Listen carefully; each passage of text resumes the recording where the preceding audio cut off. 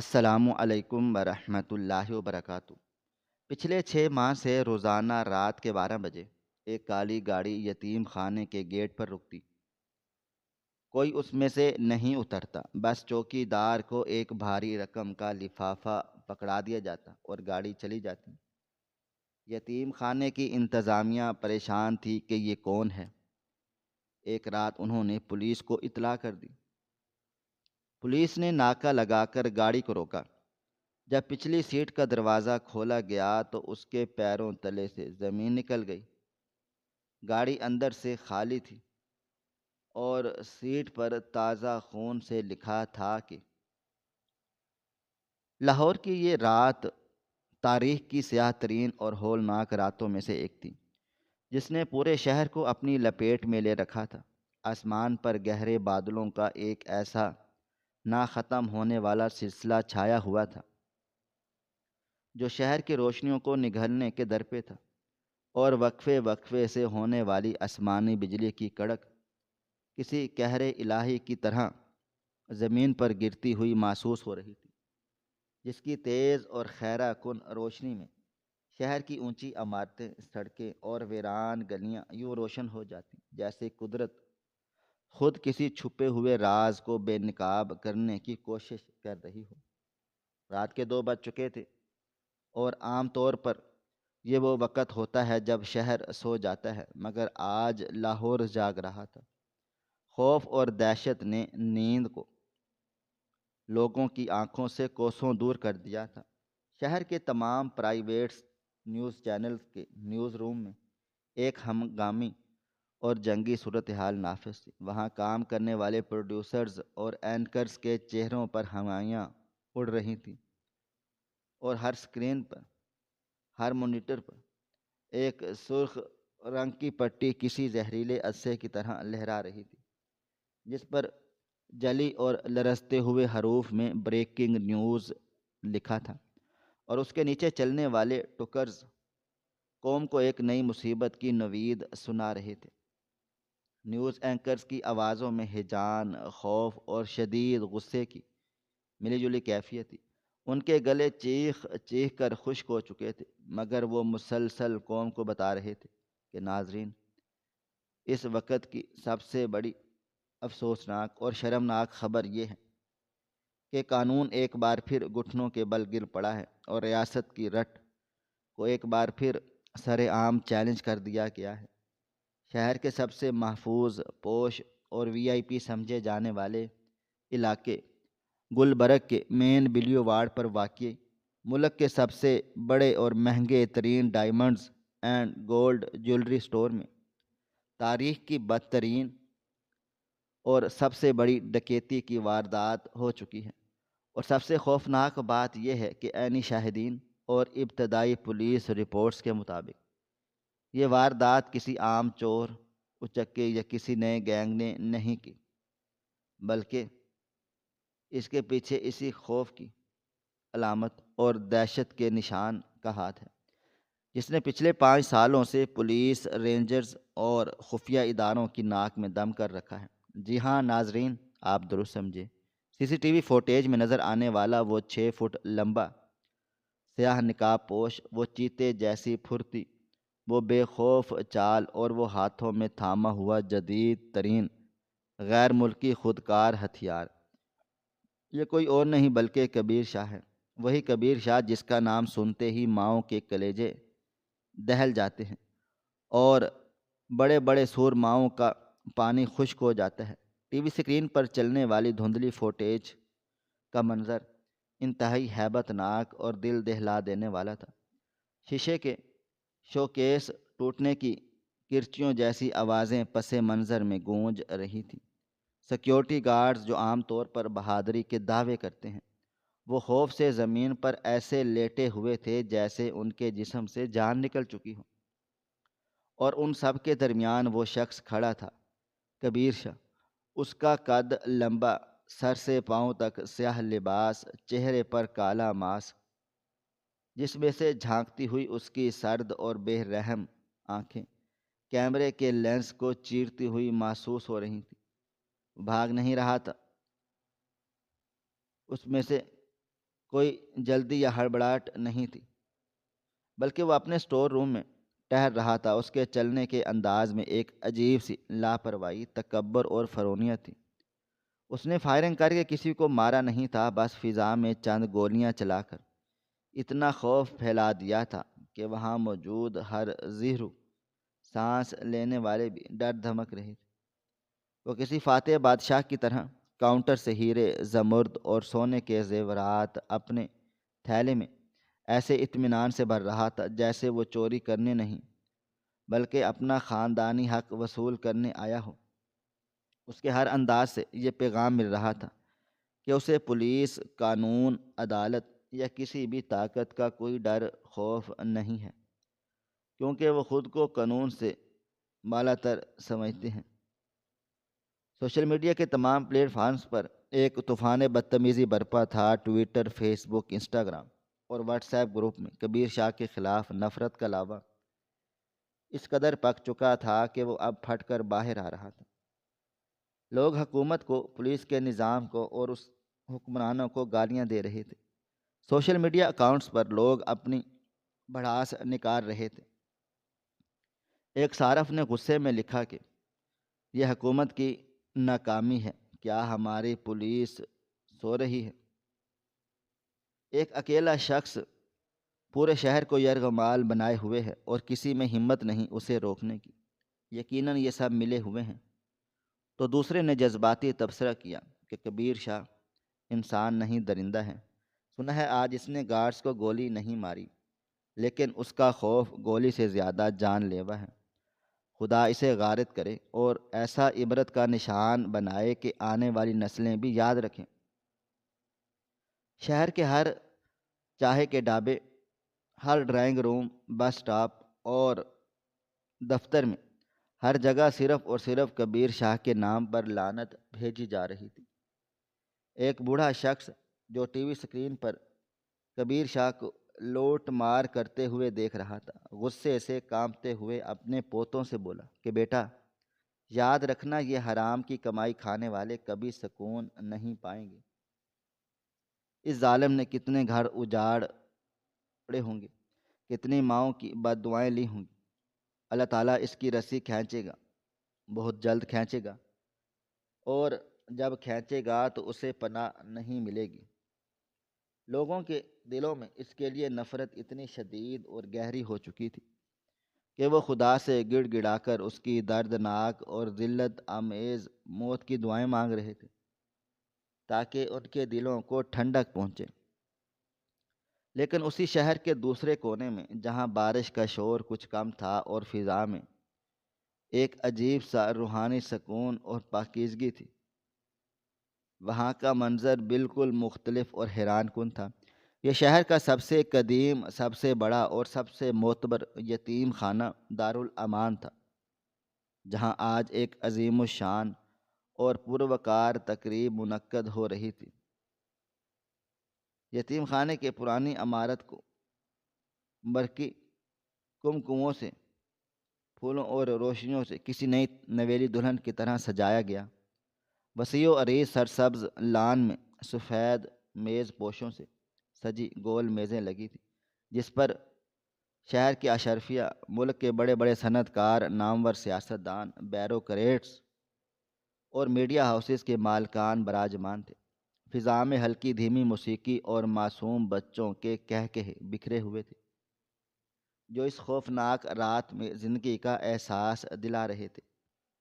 یہ یتیم خانے کا کوئی معمولی سالانہ فنڈ ریزنگ ڈنر نہیں تھا، بلکہ یہ ایک یوم تشکر اور اعتراف محسن کی تقریب تھی، جس کی کوریج کے لیے تمام بڑے ٹی وی چینلز کے کیمرے موجود تھے۔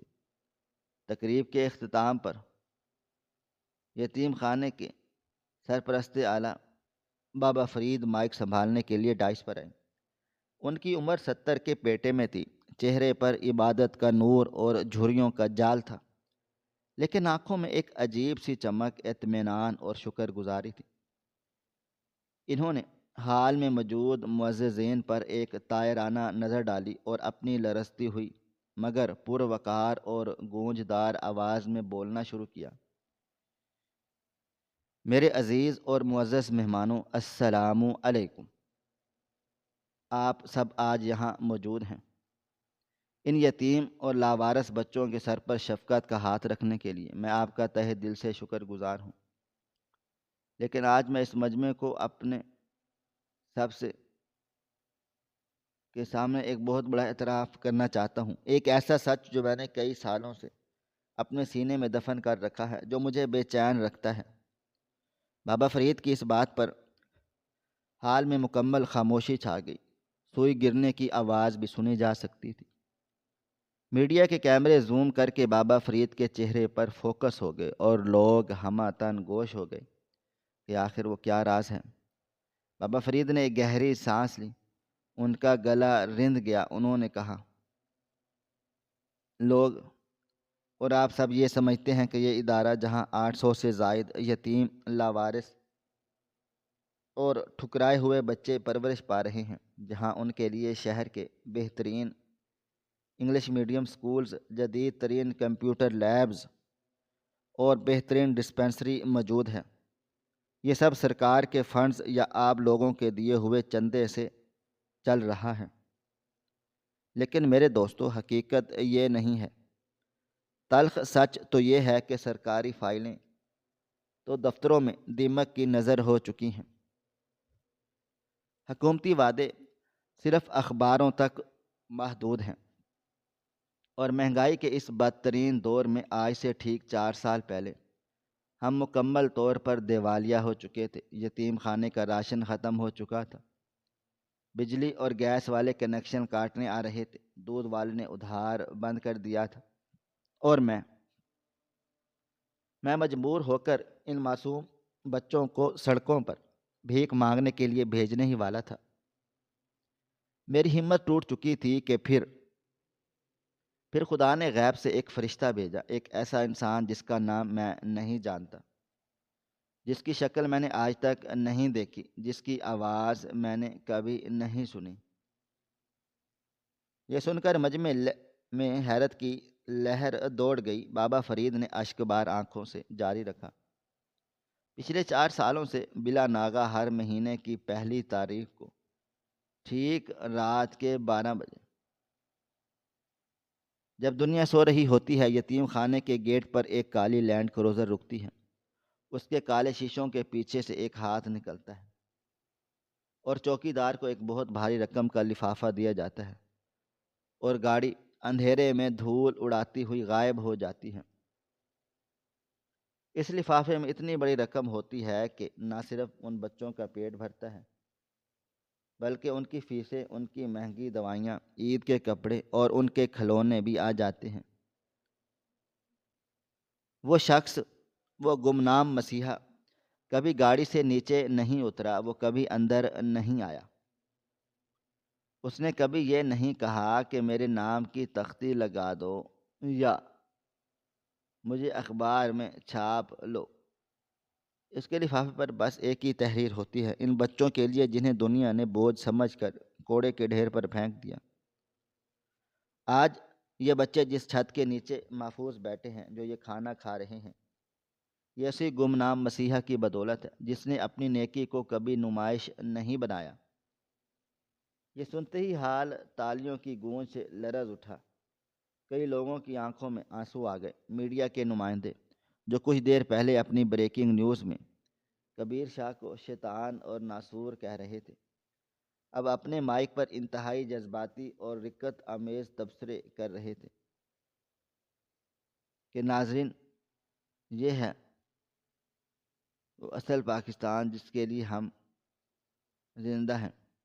آپ نے دیکھا، ایک طرف کبیر شاہ جیسے درندے ہیں جو شہر کا امن تباہ کر رہے ہیں، لوگوں کو لوٹ رہے ہیں، اور دوسری طرف یہ گمنام ہیرو ہے جو خاموشی سے انسانیت کی خدمت کر رہا ہے، جو اندھیرے میں روشنی کا دیا جلا رہا ہے۔ آج پوری قوم اس نامعلوم محسن کو سلام پیش کرتی ہے، اور کاش کبیر شاہ کو سر ختم ہو جائیں اور ایسے فرشتے جو ہمارے معاشرے کا چہرہ بن جائیں۔ ٹی وی اسکرینوں پر اب 2 ونڈوز چل رہی تھی، ایک طرف کبیر شاہ کی ڈکیتی کی فوٹیج، جس میں وہ بندوق تانے کھڑا تھا، اور دوسری طرف یتیم خانے کے معصوم بچے جو ہاتھ اٹھا اٹھا کر اپنے اس گمنام محسن کے لیے دعائیں کر رہے تھے، اور نیچے کیپشن چل رہا تھا: شیطان اور فرشتہ، معاشرے کے دو متضاد چہرے۔ لوگوں کے دلوں میں اس گمنام مسیحا کے لیے محبت اور عقیدت کا سمندر ٹھاٹھے مار رہا تھا، جبکہ کبیر شاہ کے لیے نفرت کی آگ مزید بھڑک اٹھی تھی۔ ہر کوئی یہی کہہ رہا تھا کہ دیکھو، ایک وہ ہے جو چھین رہا ہے اور ایک یہ ہے جو بانٹ رہا ہے۔ اگلے چند ہفتے کبیر شاہ کے لیے قیامت بن کر ٹوٹے۔ حکومت کی بدنامی انتہا کو پہنچ چکی تھی۔ وزیر داخلہ نے آئی جی پنجاب کو اپنے دفتر طلب کر لیا اور میز پر مکے مارتے ہوئے انہوں نے غصے سے چیخ چلا کر کہا: مجھے کبیر شاہ چاہیے، زندہ یا مردہ، مجھے اس کی لاش کے پاس چاہیے۔ میڈیا نے ہمارا جینا حرام کر دیا، ہمارا پوزیشن، ہمارا مذاق اڑا رہی۔ لوگ پوچھ رہے ہیں کیا کبیر شاہ ریاست سے زیادہ طاقتور ہے؟ اگر اگلے 48 گھنٹوں میں کبیر شاہ کا خاتمہ نہ ہوا تو میں پورا محکمہ معطل کر دوں گا اور سب کو گھروں میں بھیج دوں گا۔ پولیس پر دباؤ برداشت سے باہر ہو چکا تھا۔ شہر کا کونا کونا چھان مارا، انڈر ورلڈ کے تمام مخبروں کے جال بچھا دیے گئے۔ انٹیلیجنس بیوروکریٹس اور سی ڈی اور پولیس کے اسپیشل اسکواڈ نے مشترکہ اور انتہائی خفیہ آپریشن شروع کیا۔ پھر وہ منحوس رات آئی، وہ خبر ملی جس کا سب کو شدت سے انتظار تھا۔ ایک انتہائی خاص مخبر نے اطلاع دی کہ کبیر شاہ شہر کے مضافات میں واقع ایک بند پڑی، ویران اور بھوت بنگلہ نما ٹیکسٹائل مل کے گودام میں چھپا ہوا ہے۔ یہ ایک انتہائی ویران علاقہ تھا جہاں جنگلی جھاڑیوں، ٹوٹے ہوئے راستوں اور آوارہ کتوں کے سوا کچھ نہ تھا۔ پولیس کے ایس ایس پی وقار احمد، جو انتہائی سخت گیر، بے رحم اور ایماندار افسر مانے جاتے تھے اور جنہیں انکاؤنٹر اسپیشلسٹ بھی کہا جاتا تھا، انہوں نے فوراً ایکشن لیا اور وائرلیس پر اپنے ایلیٹ اسکواڈ کو سخت ترین ہدایات دی: سنو سنو، کوئی غلطی نہیں ہونی چاہیے، آج وہ بچ کر نہ جانے پائے۔ وہ انتہائی خطرناک اور شاطر مجرم ہے، اس کے پاس جدید ترین اسلحہ ہے۔ میں کوئی بھی رسک نہیں لینا چاہتا، اگر وہ ذرا سی بھی مزاحمت کرے تو اسے گرفتار کرنے کی ضرورت نہیں، سیدھی گولی مارنے کا حکم ہے۔ مجھے وہ ہر حال میں چاہیے، اور آج کی رات اس کی زندگی کی آخری رات ہونی چاہیے۔ یہ میرے اور ڈپارٹمنٹ کی عزت کا سوال ہے۔ رات کا وقت تھا اور موسم ایک بار پھر خراب ہو چکا تھا۔ تیز آندھی چل رہی تھی جو پرانی فیکٹری کے ٹین کی چھتوں کو کھڑا رہی تھی، اور کھڑکیوں کے ٹوٹے ہوئے شیشے بھیانک آوازیں نکال رہے تھے۔ سینکڑوں پولیس کی گاڑیوں، بختر بند گاڑیوں اور سنائپرز نے خاموشی سے فیکٹری کو چاروں طرف سے گھیرے میں لے لیا تھا۔ چڑیا کو بھی پر مارنے کی اجازت نہیں تھی۔ سنائپرز نے آس پاس کی عمارت کے پاس دیکھا اور اونچی عددوں پر پوزیشن سنبھالی، اور ان کی بندوقوں کا رخ سیدھا گودام کی طرف ہو گیا۔ ایس ایس پی وقار نے میگا فون اٹھایا اور ان کی بھاری آواز رات کے سناٹے میں گونجی: کبیر شاہ، تم چاروں طرف سے بری طرح سے گھر چکے ہو، تمہارے پاس اب بچنے کا کوئی بھی راستہ نہیں ہے۔ اپنے ہتھیار پھینک کر باہر آ جاؤ اور خود کو قانون کے حوالے کر دو، شاید عدالت تمہیں کوئی رعایت دے دے۔ لیکن جواب میں صرف خوفناک خاموشی ملی۔ آندھی کی سائیں سائیں اور پولیس والوں کی بھاری سانسیں سنائی دیں۔ ایس ایس پی نے دوبارہ وارننگ دی، لیکن اچانک گودام کے اندر سے ایک فائر ہوا اور پولیس کی موبائل کا شیشہ ٹوٹ کر بکھر گیا۔ یہ کبیر شاہ کا جواب تھا، یہ اعلان جنگ تھا۔ ایس ایس پی وقار کا چہرہ غصے سے لال ہو گیا تھا اور انہوں نے چیخ کر حکم دیا: فائر! اور اس کے لفظ کے ساتھ ہی فیکٹری کا احاطہ، میدان جنگ اور جہنم کا منظر پیش کرنے لگا۔ سینکڑوں بندوقوں کے دہانے کھل گئے، گولیوں کی تڑتڑاہٹ سے رات کا سینہ چھلنی ہو گیا۔ آنسو گیس کے شیل پھینکے گئے جس سے ہر طرف زہریلا دھواں پھیل چکا تھا۔ پولیس کمانڈوز جدید ترین بلٹ پروف شیلڈز کی آڑ میں آگے بڑھنے لگے۔ اندر گودام کے اندھیرے میں کبیر شاہ اکیلا تھا، بالکل تنہا۔ اس کا گینگ جا چکا تھا، یا شاید اس نے خود انہیں بھگا دیا تھا تاکہ وہ اکیلا ہی اس کا مقابلہ کر سکے۔ وہ ایک ٹوٹی ہوئی اینٹوں کی دیوار کی آڑ میں بیٹھا تھا اور اس کے کندھے سے خون بہہ رہا تھا جس نے اس کے کالے لباس کو گیلا کر دیا تھا، اور اس کا جسم جگہ جگہ سے زخمی تھا۔ لیکن حیرت انگیز طور پر اس کی آنکھوں میں وہ خوف، وہ دہشت یا وہ پچھتاوا نہیں تھا جو موت کے وقت انسانوں کی آنکھوں میں ہوتا ہے۔ اس کے چہرے پر ایک عجیب سا ملکوتی سکون تھا۔ اس نے اپنی کلائی پر بندھی گھڑی دیکھی۔ ریڈیم والی سوئیاں چمک رہی تھی اور وقت بتا رہی تھی رات کے 11:55۔ صرف 5 منٹ باقی تھے اور 12 بجنے میں اس کے خشک اور خون آلود لبوں پر ایک عجیب سی دکھی مسکراہٹ آئی، اور اس نے خود کلامی کرتے ہوئے آہستہ سے کہا، بس 5 منٹ، آج پہلی تاریخ ہے، میرے بچے گیٹ پر انتظار کر رہے ہوں گے، میں لیٹ نہیں ہو سکتا۔ اس نے اپنے جیب سے کانپتے ہاتھوں سے موبائل فون نکالا۔ سگنل بہت زیادہ کمزور تھے کیونکہ باہر جیمرز لگے تھے۔ اس نے جلدی سے ایک میسیج ٹائپ کیا۔ یہ کوئی رحم کی اپیل نہیں تھی، یہ کوئی وصیت نہیں تھی، یہ بس ایک بینک ٹرانسفر کا کوڈ تھا۔ اس نے سینڈ کا بٹن دبا دیا۔ نیٹ ورک کی سست روی اسے مار رہی تھی۔ آخر کار اسکرین پر میسیج سینٹ لکھا آ گیا۔ اس نے ایک لمبی اور گہری سانس لی، جیسے اس کی زندگی کا سب سے بڑا مشن پورا ہو گیا ہو۔ اس نے مزید فون کو زمین پر پٹک کر توڑ دیا اور مزید تیز ہو گئی، اور ایک گولی دیوار کو چیرتی ہوئی سیدھی اس کی پسلیوں میں پیوست ہو گئی۔ وہ درد سے کراہا اور زمین پر گر گیا۔ خون کا فوارہ چھوٹ پڑا۔ پولیس کمانڈوز اب بالکل قریب آ چکے تھے، ان کے قدموں کی دھمک سنائی دے رہی تھی۔ کبیر نے اپنی رائفل اٹھانے کی کوشش نہیں کی، اس نے مزاحمت ترک کر دی۔ وہ بس وہیں ٹھنڈی ساہیں زمین پر لیٹا رہا، چھت میں موجود ایک چھوٹے سے سوراخ سے نظر آنے والے چاند کے ٹکڑے کو دیکھتا رہا، اور اپنی آخری ہچکی لیتے ہوئے آسمانوں آنکھوں سے بہنے والے ایک آنسو کے ساتھ اس نے آسمان کی طرف دیکھ کر سرگوشی کی، اے خدا، میرا حساب تیرے پاس ہے۔ یہ دنیا مجھے نہیں سمجھی، انہوں نے صرف میرا نقاب دیکھا، میرا دل نہیں دیکھا، لیکن تو جانتا ہے کہ میں نے یہ کیوں کیا۔ دروازہ دھماکے سے ٹوٹا، درجنوں لیزر لائٹس اس کے جسم پر پڑیں۔ پولیس والے چیخے، ہینڈز اپ، ہینڈز اپ، لیکن کبیر شاہ کے ہاتھ نہیں اٹھے۔ وہ اٹھ بھی نہیں سکتے تھے۔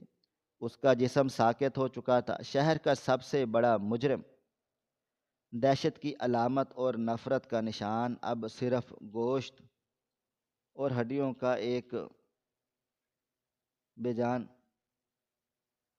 لاوارث، خاموش اور لوتھڑا بن چکا تھا۔ اگلے ہی لمحے وائرلیس پر ایس ایس پی دلاور کی فتح سے بھرپور آواز گونجی، جس میں تکبر اور غرور کا نشہ تھا۔ ٹارگٹ ڈاؤن، ٹارگٹ ڈاؤن، آئی ریپیٹڈ، کبیر شاہ از ڈیڈ۔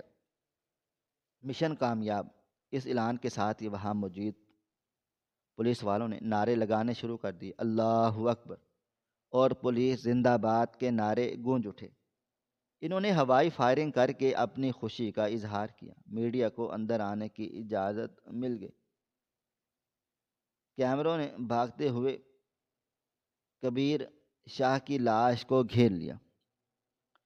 کیمرہ مینوں نے زوم کر کے اس کی کھلی آنکھوں اور خون آلود چہرے کو پوری قوم کو دکھا دیا۔ ٹی وی چینلز پر جیسے طوفان آ گیا، سرخ پٹیاں تیزی سے چلنے لگیں۔ بریکنگ نیوز، قوم کو مبارک ہو، کبیر شاہ جہنم واصل، لاہور کا امن بحال، اینکرز جوش میں چیخ چلا رہے تھے کہ بالآخر قانون کی جیت ہوئی، برائی کا انجام ہوا۔ وہ شخص جس نے شہر کا سکون برباد کیا آج عبرت کا نشان بن کر مٹی میں مل چکا ہے۔ شہر میں جشن کا سماں تھا، لوگوں نے گھروں سے نکل کر ایک دوسرے کو مبارکباد کے میسیجز کیے، بازاروں میں مٹھائیاں تقسیم ہوئیں، لوگوں نے سکھ کا سانس لیا۔ سوشل میڈیا پر لوگ پولیس کو خراج تحسین پیش کر رہے تھے۔ ایک خاتون نے ٹی وی پر انٹرویو دیتے ہوئے کہا، شکر ہے جان چھوٹی اس عذاب سے، اب ہمارے بچے محفوظ ہیں۔ ایسے لوگوں کے ساتھ یہی سب ہونا چاہیے، اسے تو چوراہے پر لٹکانا چاہیے تھا۔ اخبارات نے خصوصی زخیمے نکالے اور اداریے لکھیے کہ دہشت کے باب کا خاتمہ اور مقافات عمل۔ پولیس نے کبیر شاہ کی لاش کو پوسٹ مارٹم کے بعد لاوارث قرار دیا کیونکہ کوئی اس کا وارث بننے کو تیار ہی نہیں تھا۔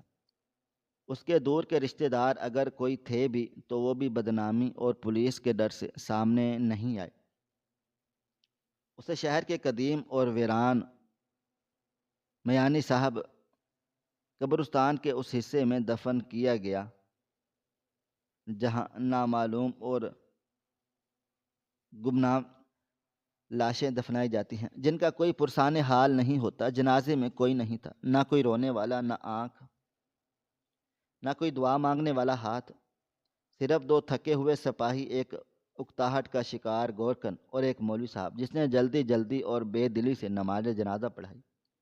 گورکن نے مٹی ڈالتے ہوئے حقارت سے قبر پر تھوکا اور بڑبڑایا، بڑا بدماش بنتا تھا، آخر 2 گز مٹی میں مل گیا۔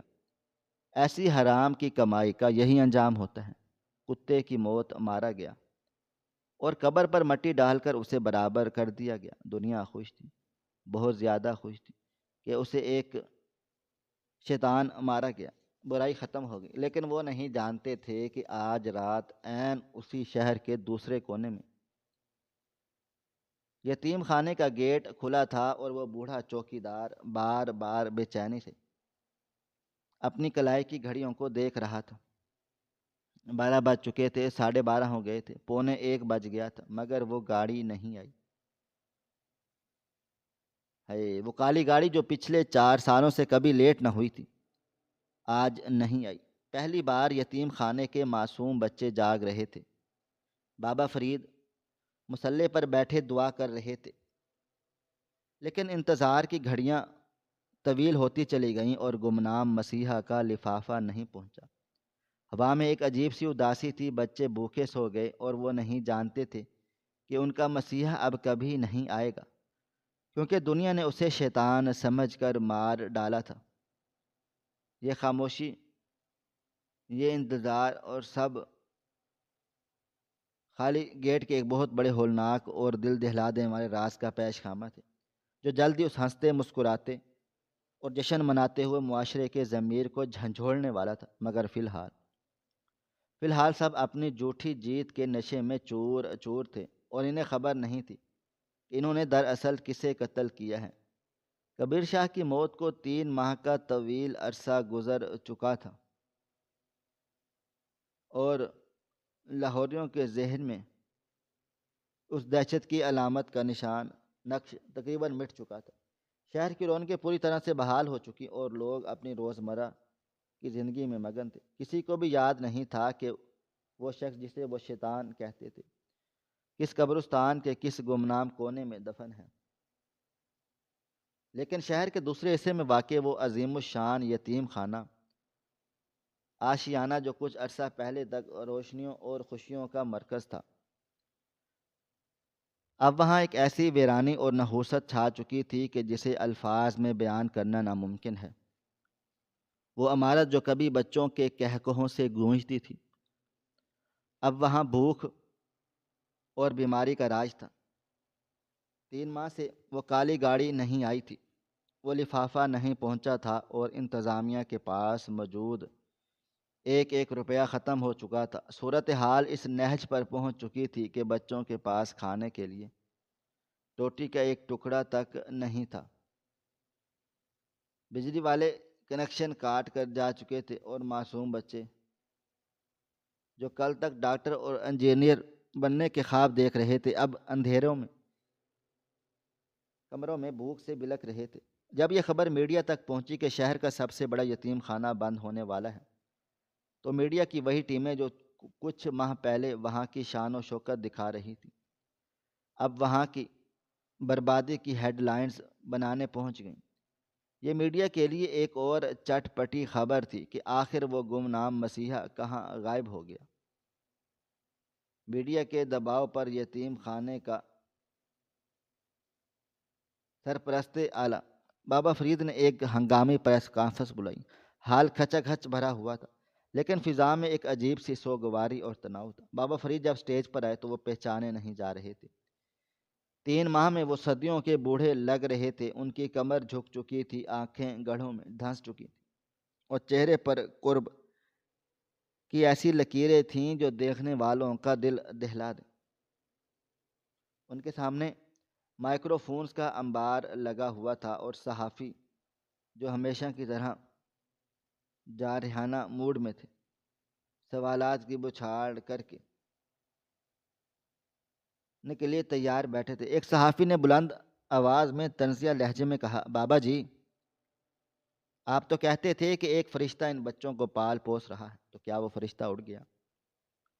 اچانک فنڈنگ کیوں رک گئی؟ کیا وہ سب ڈرامہ تھا؟ یہ سوال کسی نشتر کی طرح بابا فرید کے سینے میں پیوست ہو گیا۔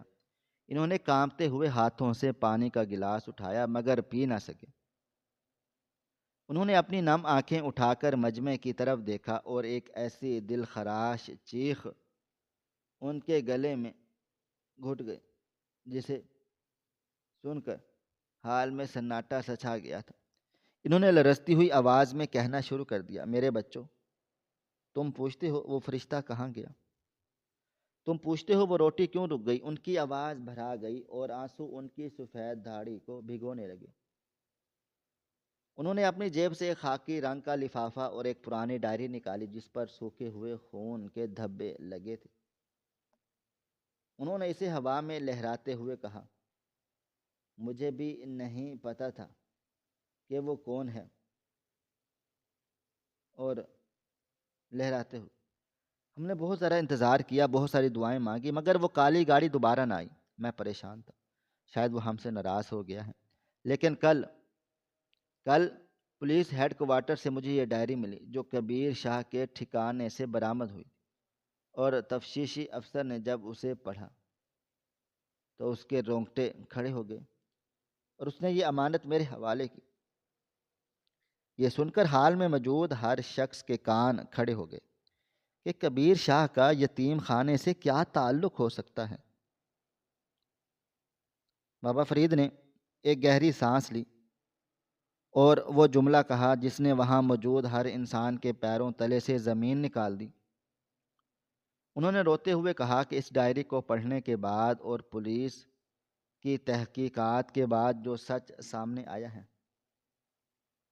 وہ یہ ہے کہ وہ شخص جو پچھلے 5 سالوں سے ان یتیم بچوں کا باپ بنا ہوا تھا، جو ان کے منہ میں نوالے ڈال رہا تھا، جو ان کا مستقبل سنوار رہا تھا، وہ گمنام مسیحا کوئی اور نہیں بلکہ وہی کبیر شاہ تھا جسے تم سب نے اور میں نے مل کر درندہ کہا، جس کی موت پر پورے شہر نے چراغاں کیاں اور مٹھائیاں بانٹی۔ حال میں موت کا سا سناٹا چھا گیا تھا اور کیمرے کی ساکت ہو گئی۔ صحافیوں کے کفن قلم رک گئے تھے، ان کے منہ کھلے کے کھلے رہ گئے۔ ایسا لگا جیسے وقت تھم گیا۔ بابا فرید نے ڈائری کھولی اور اس میں لکھے ہوئے الفاظ پڑھنا شروع کیے۔ ہر لفظ ہتھوڑے کی طرح لوگوں کے سوئے ہوئے ضمیروں پر برس رہا تھا۔ کبیر شاہ کی تحریر تھی، بابا فرید جب آپ یہ تحریر پڑھ رہے ہوں گے تو شاید میں اس دنیا میں نہیں ہوں گا۔ لوگ مجھے ڈاکو کہتے ہیں، قاتل کہتے ہیں، دہشت کی علامت کہتے ہیں، اور شاید میں ہوں بھی۔ میرے ہاتھ خون سے رنگے ہیں، میں نے قانون توڑا ہے، میں نے امیروں کے تجوریاں لوٹی ہیں، لیکن بابا دنیا یہ نہیں جانتی کہ میں ڈاکو کیسے بنا۔ کیا میں ماں کے پیٹ سے بندوق لے کر پیدا ہوا تھا؟ نہیں بابا جان، نہیں۔ میں بھی اسی دارالامان یتیم خانے کا ایک معصوم بچہ تھا۔ وارڈ نمبر 4 کا بستر نمبر 12 میرا تھا۔ 30 سال پہلے مجھے کوئی کچرے کے ڈھیر پر چھوڑ گیا۔ آپ نے مجھے پالا پوسا، مجھے پڑھایا لکھایا۔ میں ایک ذہین بچہ تھا۔ میں ڈاکٹر بننا چاہتا تھا، میں اس ملک کی خدمت کرنا چاہتا تھا۔ لیکن جب میں 18 سال کا ہو کر یتیم خانے سے باہر نکلا تو مجھے لگا باہر کی دنیا بہت حسین و جمیل ہوگی۔ لوگ مجھے گلے سے لگائیں گے، مگر میں غلط تھا بابا، بہت غلط تھا۔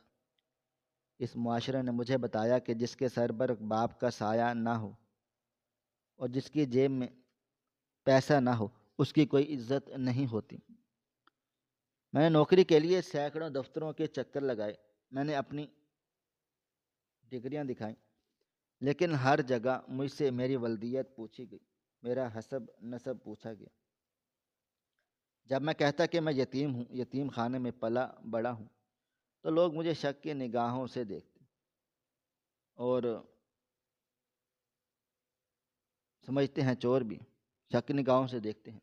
کسی نے مجھے چپڑاسی کی نوکری نہ دی، میں فٹ پاتھ پر سویا بھوکا رہا، لوگوں کی گاڑیوں کے شیشے صاف کیے، لیکن بدلے میں مجھے گالیاں اور دھتکار ملی۔ اور پھر وہ دن آ گیا اور جس نے مجھے گالیاں دی تھی، پھر وہ دن آج کبیر شاہ بنا دیا گیا۔ میری ایک منہ بولی بہن تھی، وہ بھی یتیم تھی، وہ بیمار ہوئی، اسے صرف چند ہزار کی دوائی کی ضرورت تھی۔ میں اسے سرکاری ہسپتال لے کر چلا گیا۔ میں ڈاکٹروں کے پاؤں میں گرا، میں نے بھیک مانگی کہ میری بہن مر رہی ہے، اسے بچا لو، لیکن ڈاکٹر نے کہا پیسے جمع کراؤ ورنہ لے جاؤ اسے۔ میں باہر نکلا، میں نے لوگوں کے آگے ہاتھ پھیلائے، امیروں کی بڑی بڑی گاڑیوں کے پیچھے بھاگا، لیکن کسی نے میرا شیشہ نہیں اتارا، کسی نے میری مدد نہیں کی، اور وہ میری باہوں میں تڑپ تڑپ کر مر گئی۔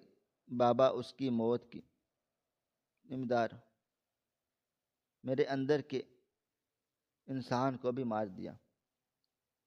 میں نے اس دن قسم کھائی کہ اب میں بھیک نہیں مانگوں گا، چھین کر لوں گا جس معاشرے نے مجھ سے میری بہن چھین، میں اس معاشرے سے اس کا سکون چھین لوں گا۔ میں نے بندوق اٹھا لی اور بابا فرید کا گلا رند کیا۔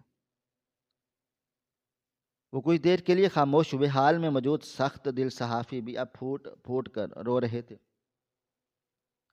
وہ اینکرز جو کل تک کبیر شاہ کو گالیاں دے رہے تھے، اب اپنے آنسو چھپانے کی ناکام کوشش کر رہے تھے۔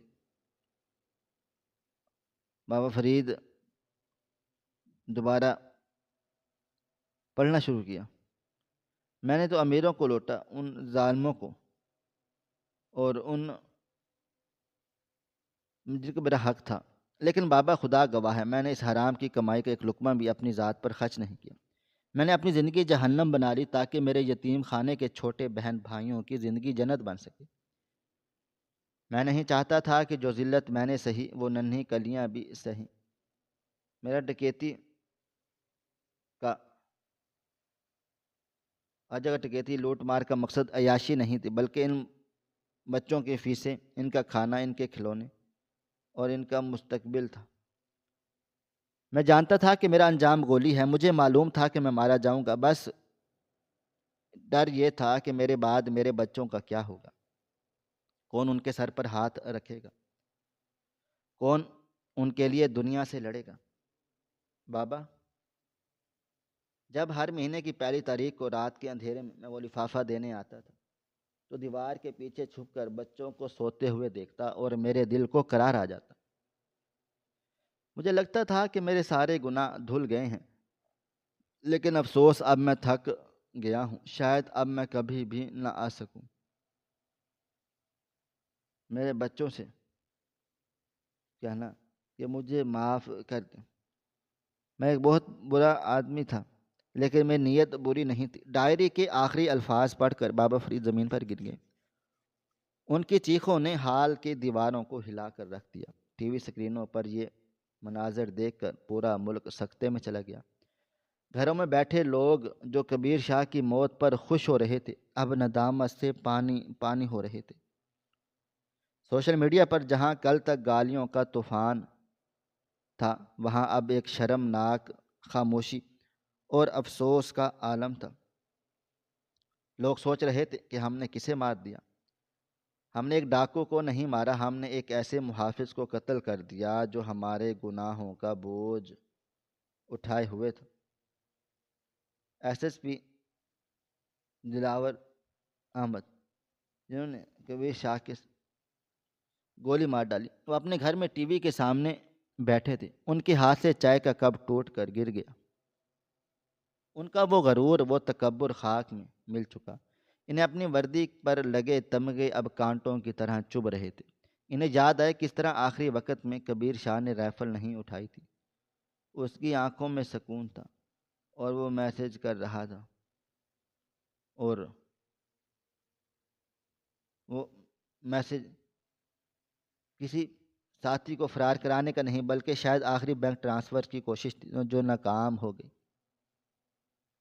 دلاور احمد کا ضمیر انہیں ملامت کر رہا تھا۔ تم نے ایک مجرم کو نہیں مارا دلاور، تم نے 800 یتیم بچوں کے باپ کو مار ڈالا۔ یہ خبر جنگل کی آگ کی طرح پوری دنیا میں پھیل گئی۔ وہ یتیم خانہ جو ویران تھا، وہاں اب لوگوں کا تانتا بندھ گیا۔ لوگ ٹرک بھر کر راشن لانے لگے، کروڑوں کے چیک دینے لگے۔ اس رات شہر کے اور اس ویران اور گمنام راستے میں ایک عجیب منظر تھا۔ وہ قبر جسے لاوارث کہہ کر چھوڑ دیا گیا، جس پر کوئی کتبہ نہ تھا، آج وہاں ہزاروں دیے جل رہے تھے۔ یتیم خانے کے سینکڑوں بچے، بابا فرید اور شہر کے ہزاروں لوگ وہاں موجود تھے۔ سب کی آنکھیں اشک بار تھیں، ہواؤں میں ایک سوگوار سی اداسی تھی۔ لوگ پھولوں کی چادریں چڑھا رہے تھے، لیکن ان پھولوں کی خوشبو میں بھی ایک چبھن تھی۔ ایک سوال تھا جو ہر شخص کے دل میں ہتھوڑے کی طرح برس رہا تھا۔ بابا فرید نے قبر کی مٹی پر ہاتھ رکھا اور ٹوٹے ہوئے لہجے میں کہا، میرے بچے سو جا، اب تجھے کوئی حرام خور نہیں کہے گا، اب تجھے کوئی پولیس والا نہیں ڈھونڈے گا۔ تو جیت گیا ہے اور ہم سب اور یہ پورا معاشرہ ہار گیا ہے۔ تو مجرم بن کر بھی مسیحا رہا اور ہم مسیحا بن کر بھی قاتل نکلے۔ کبیر شاہ کی قبر تو شاید وقت کی گرد میں مٹ جائے گی، لیکن یہ سوال ہمیشہ زندہ رہے گا اور ہمارے ضمیر کو جھنجھوڑتا رہے گا کہ مجرم کون تھا۔ کیا وہ شخص مجرم تھا جس نے بندوق اٹھائی، یا وہ ڈاکٹر مجرم تھا جس نے دوا دینے سے انکار کیا؟ وہ سیٹھ مجرم تھا جس نے نوکری نہیں دی؟ یہ وہ لوگ تھے جنہیں نے گاڑی کے شیشے کبھی نہیں اتارے؟ یا ہم سب مجرم ہیں جو صرف تماشا دیکھتے رہے؟ یاد رکھیے، کبیر شاہ جیسے لوگ شوق سے مجرم نہیں بنتے۔ یہ ہمارا رویہ، ہماری بے حسی، ہمارا دوہرا معیار اور ہماری نفرتیں ہیں جو ایک معصوم بچے کو درندہ بنا دیتی ہیں۔ ہم پہلے ان کے راستے بند کرتے ہیں، ان کے خوابوں کا قتل کرتے ہیں، انہیں دیوار سے لگاتے ہیں، اور جب وہ پلٹ کر وار کرتے ہیں تو ہم انہیں دہشت گرد کہہ کر مار دیتے ہیں، اور پھر خوشیاں منانے کے لیے۔ یہ تو سچ ہے کہ ہر کبیر شاہ کی لاش کے ساتھ ہماری انسانیت بھی دفن ہو جاتی ہے۔ اس کی بندوق کی نالی سے نکلنے والی ہر گولی پر میرا، آپ کا اور اس پورے معاشرے کا نام لکھا ہوتا ہے۔ اور جب تک ہم یتیموں کو اپنے بچے، لاوارثوں کو اپنا خون اور غریبوں کو انسان نہیں سمجھیں گے، تب تک کبیر شاہ پیدا ہوتے رہیں گے، مرتے رہیں گے، اور ہم یوں ہی اپنی جھوٹی نیکیوں کے غم میں اپنی بے حسی کا ماتم کرتے رہیں گے۔ ذرا سوچئے گا ضرور، اگلی بار جب آپ سگنل پر کھڑے کسی میلے کچیلے بچے کو دھتکاریں گے تو کہیں آپ ایک نئے کبیر شاہ کی بنیاد تو نہیں رکھ رہے۔ ناظرین، آپ کو ہماری آج کی کہانی کیسی لگی؟ کمنٹ باکس میں اپنی رائے کا اظہار ضرور کریں۔ مزید اس طرح کی سبق آموز کہانیاں سننے کے لیے ہماری ویڈیوز کو لائک کریں، شیئر کریں، اور ہمارے چینل ایس ایف سٹوریز کو ضرور سبسکرائب کر لیں۔ ملتے ہیں کل ایک نئی اور دلچسپ کہانی کے ساتھ، تب تک اپنا ڈھیر سارا خیال رکھیے گا۔ اللہ حافظ.